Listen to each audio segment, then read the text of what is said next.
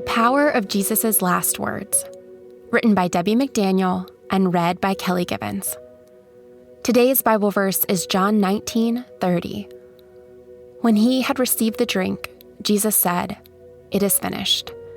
With that, he bowed his head and gave up his spirit. Last words have power, and often deep meaning and significance. And if, like me, any of you have ever been at the side of a precious friend or family member who was whispering final words in their last moments, you know the incredible heart connection they hold for you. We often find ourselves clinging to those words as we think about loved ones who have passed away. We treasure what they said and we remember. There's no doubt that Jesus knew what his last words needed to be here in this life. He knew the power of those final words and what they would have for generations still to come. And he had great purpose in them, which still breathe life and meaning for our lives today. Jesus became the final and ultimate sacrifice for our sin. The word in this verse, finished, is actually from the Greek word tetelestai, which is the same word that means paid in full.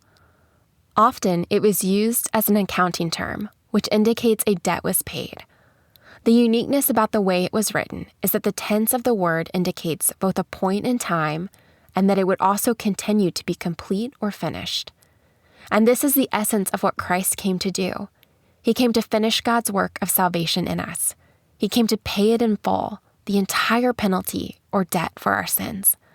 He's at work in our world still today in powerful ways. People sin every day. They did then, and we do now. And that sin costs us greatly. It separates us from God. It sets up a barrier. It leads to further drifting away from what we know to be right, and often leads us to great despair. But the hope that we have now because of Christ's death on the cross and his ultimate sacrifice on our behalf is this: he completed the work. He paid the sacrifice in full on our behalf. No other payment is needed. He just asks that we accept his gift of forgiveness and life.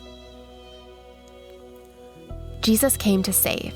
He came to rescue us, a people without true hope, to give us a lasting life and freedom that we can only find through him.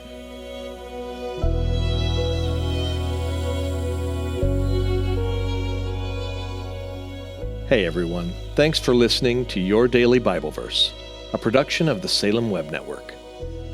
If you enjoyed what you heard today, we'd love for you to head over to iTunes and rate and review our podcast.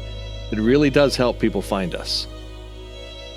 This episode was produced by our managing editor, Kelly Givens, and recorded and edited by Stephen Sanders.